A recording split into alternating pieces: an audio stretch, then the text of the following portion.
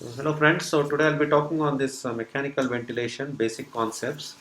So this is predominantly for trainees, so as a part of the trainee tutorials. So because I see in exams these mechanical ventilation graphs which we keep asking, candidates would still be fumbling seeing certain graphics that we show them. So I thought it is good that I record this and put it up there so that candidates could refer and see the different graphs when they go for exams.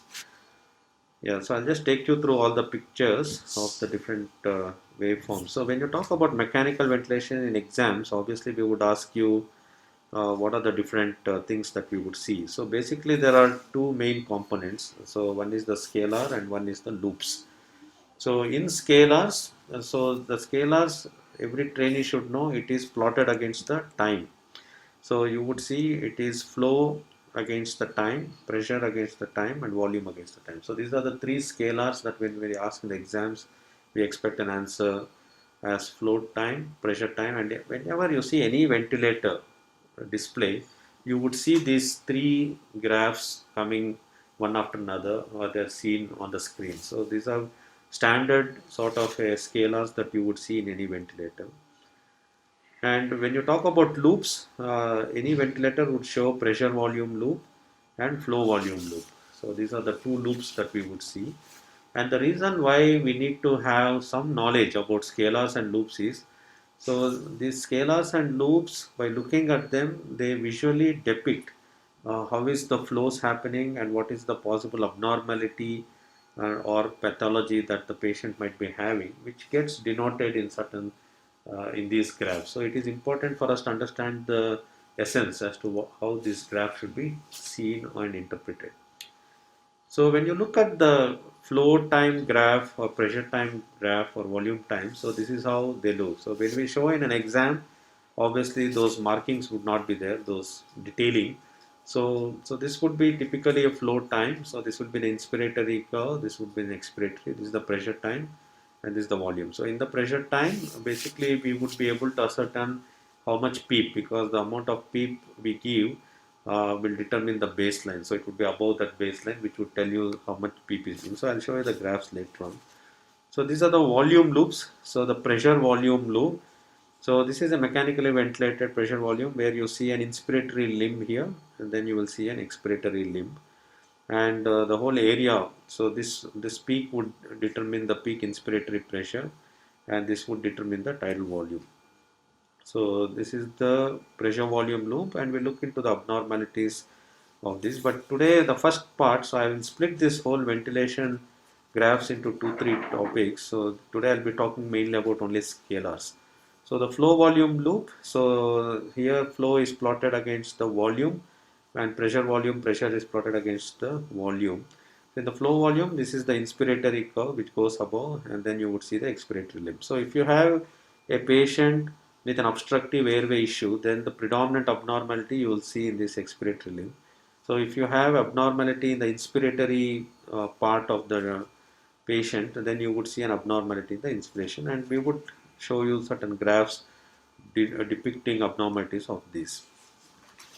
So in a patient who is mechanically ventilated, when he is breathing spontaneously on a ventilator, so the typical flow time would show something like this. So you would have an inspiratory curve, and this is the expiration, and this tip of it is called peak expiratory flow rate. So we call this as a sine wave pattern. So as you see, there is flow is in liters per minute and time is in seconds. So in the mechanical breaths, where ventilator is providing all the breath, so you would see a square wave form of this sort. So you would see an inspiratory. So this would be the peak inspiratory pressure. So this would be the peak expiratory flow rate, and this is the red one is the inspiration. The green one would be the expiratory limb. So this is a typically mechanically ventilated breath that you would see as a square wave form. So you have different flow pattern. You have a square wave, you have a decelerating form, you have an accelerating sort of a waveform, and a sine wave. So the flow rates, whatever is the case, remains the same, and the inspiratory time is something that is variable. But in a servo 300 sort of a model, inspiratory time remains constant, and the flow is sort of varies to achieve the tidal volume that one is set, because whatever tidal volume set, to match that tidal volume, the flow rates are adjusted by the ventilator. So, so these are the different components of the flow time. So as I said, so here the inspiration starts and the tip of this is peak inspiratory flow rate, and then you have a plateau, then you have a beginning of the expiration when the exhalation valve opens, and then so this whole the time from here to here is the inspiratory time, and then you have an expiration that begins, and the tip of this is the peak expiratory flow rate, and this whole the time for expiration when it ends is called expiratory time, and the whole of this is called the cycle time. Okay, so this is the total cycle time from inspiration to the end of the expiration, we call it as a cycle time. So as you see, this is the expiratory time, this is the peak expiratory flow rate, and from beginning of inspiration to the end of the expiration we call it as cycle time. So expiratory flow rate, this whole flow rate during the expiration will obviously be less than expiratory time, because it has to be within that expiratory time for the flow rate to reach the peak and end. So that is how we would put it as. So this is a typical graph we show many a times in the exams. So where we show two graphs. So as you see, one graph where peak expiratory flow rate is low, which means there is an obstructive pattern and it is prolonged. So then you would see getting it normalized. So this blue thing is normal. So here you see the red one is reduced, then it increased. So what it typically tells is when there is a reactive airway problem like asthma or COPD, so after you have given bronchodilator, this peak expiratory flow rate increases. So that's why there is more expiration happening in a shorter time. So in any obstruction, be it asthma or reactive airway disease, there is reduction in the peak expiratory flow rate. Because there is reduction, your expiratory time increases. That's why you would see in a patient with severe bronchospasm, we increase the expiratory time so that we give more time for the flows to be accomplished or to be completed. So this is what typically happens. So, and this is the typical curve we keep showing in the exams. Like we obviously there won't be a mention of response to bronchodilator. So the way we would expect candidate to interpret is here obviously there is a distinctive difference in the expiratory flow rate. So obviously here it is reduced because there is an obstructive pattern and there is prolonged expiratory time. So you're given a bronchodilator, so the peak expiratory flow rate increases and expiration is completed in a shorter time because the obstruction is relieved. So this is what we would expect for a candidate to interpret it and answer it. And this is also a typical graph we keep showing in the exams where it really shows the flow time. See where you see the expiratory flow rate not reaching the baseline and the inspiration has already started. So this we call it as air trapping. So even before the complete exhalation of the gases has happened, inspiration has already begun, which means there's going to be some gases which get trapped, which is carbon dioxide, because that has to go out of the lungs, which has not gone out. So that gets accumulated and that produces or increases the pressure, which we call it as a PEEP. So we call it as auto PEEP because this was meant to have been expelled, which is not expelled, it is still remained in the alveoli. We call it as air trapping or auto PEEP. So this also we show in the exam and candidate is expected to recognize. First thing he needs to recognize is this is a flow time, and then he needs to interpret different components of the flow time, which is inspiration, which is expiration, and why your expiratory flow is not reaching the baseline. So which means he has an asthma or COPD or a bronchospasm and there's not enough time for expiration to be completed, so that there is more trapping of carbon dioxide which leads to autopy.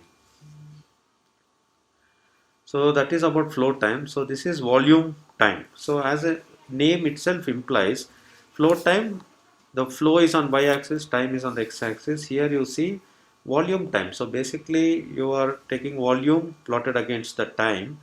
So the peak of this will indicate to you the inspiratory tidal volume, and this is the expiratory limb. So volume. So each graph has certain distinct ability to denote or identify abnormalities that may be happening in a patient. So if you see a air leak, so this is a volume time. You are interpreting volume time. So it is not reaching the baseline. So when you see a graph like this, then it means that there is a air leak because the volume is not being completed. So there is obviously the loop is not completed. So you would see a gap of this nature. So which denotes there is an air leak that is happening because your tidal volume is not completing. Your whole volume in the given time is not being achieved. So there is a gap. So there is a leak. So that's what it indicates. Or if you have an active exhalation, so there is more volume being sort of delivered in the given time, so you would see it coming below the baseline, so which we typically see in active exhalation or a forced exhalation. Okay. So typically, like for candidates in exams, we would possibly show this air leak, and many a times, first thing you have to see when we show in exam, obviously we don't show these markings of volume and time. So you should be able to identify this curve, and the fact that it is not reaching the baseline should indicate to you that the morphology of the wave is its volume time and it is not reaching the baseline. So we saw this active exhalation. So then we'll move to the pressure. So we have finished flow time, we have finished volume time.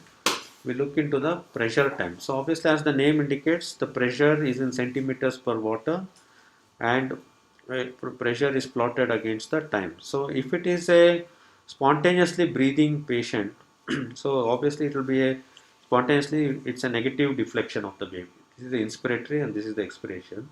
So if it is a mechanically ventilated, everything becomes positive because it's a positive pressure ventilation. So you will see an inspiration and you will see an expiration of this nature.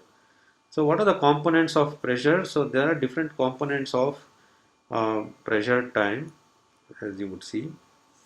So see, as you said, the pressure time, if you would see this not touching the baseline, and whatever uh, degree it is above the baseline, it is indicative of the peak. So this is also something we show in the exam, and the candidate is expected to recognize as to the morphology of the curve, and the fact that it is above the baseline is indicating there is a peak. Okay, this is the inspiratory one. Again, this inspiratory time and expiratory time, and in volume time, this peak represents inspiratory tidal volume, right?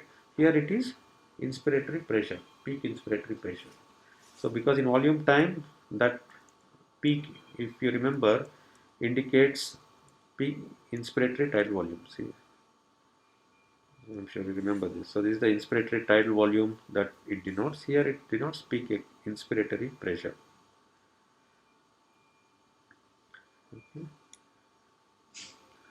So, so this is also the curve which we typically show in exam. So assisted versus controlled.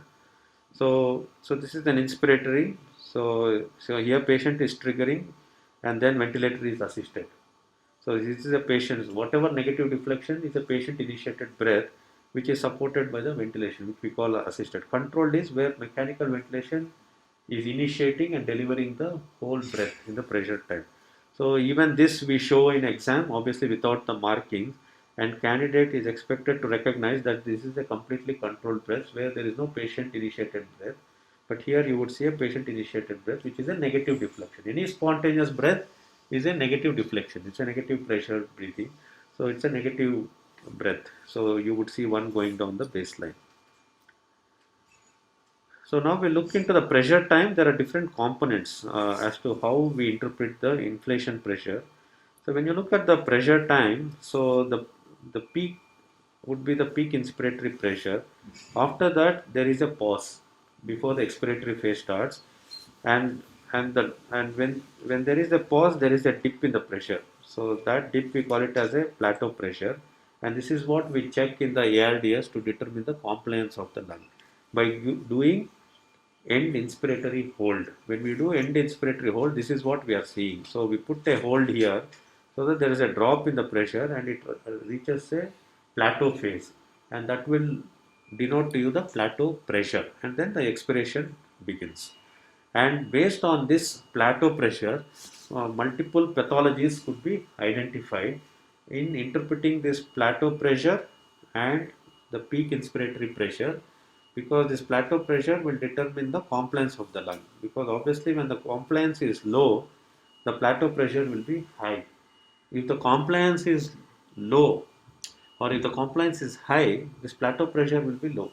So that is how we'll be able to recognize whether it is a compliance issue or resistance issue. So suppose we are dealing with a airway problem, so like COPD or asthma, compliance of the lung is very good. So that's why you would see, but the peak airway pressure is very good. So you would see this plateau pressure being very low, and then you'll have a peak pressure which may be normal or high for that matter.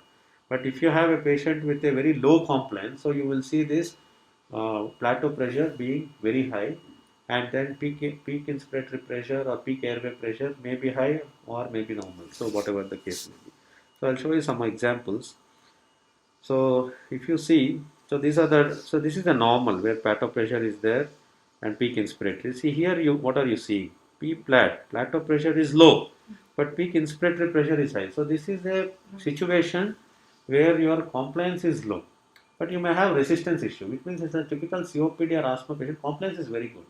So that's why you see P plateau being low, but peak airway pressure being high. So that is increased airway pressure or resistance. So then you have this situation where again your plateau pressure is low and peak inspiratory pressure is high. So where inspiratory flow may be high. So this is a typical situation which we would be interested in interpreting in a patient with a pneumonia or ARDS, or maybe even COVID patients with ARDS, where your plateau pressure is very high. So which means your compliance of the lung is low. So which means it's a low compliance. So these are the typical graphs we show in the exams, and candidates should have alacrity and clarity to be able to recognize what are these different patterns and what does this mean conceptually. So conceptually, it should be very clear that compliance low, your plateau pressure increases. Your compliance is low or compliance is high, and if you have a airway issue, then your plateau pressure will be low. So I think that clarity should be there in all the candidates. So we'll look into the other graphs where there is, so this graph basically shows inadequate inspiratory flow. So this is little, this is adequate flow, this is inadequate flow. So you need a little sharp sort of a eye for this. So this we wouldn't be too much be fussed in exams, but this is something good for you to know. So I'll stop here. So this is all the scalars I went through. So I went through around 24 slides. So maybe in the part 2 I will cover the loops, so that I'll split between the scalars, loops, and certain pathologies in the loops in the next session. Thank you very much. If you can visit my website www.drpradeeprangappa.com to rehear to this lecture and go through these graphs before giving any exam. So I'll be putting all this under training tutorials. So feel free to go and have a look at this. Thank you all.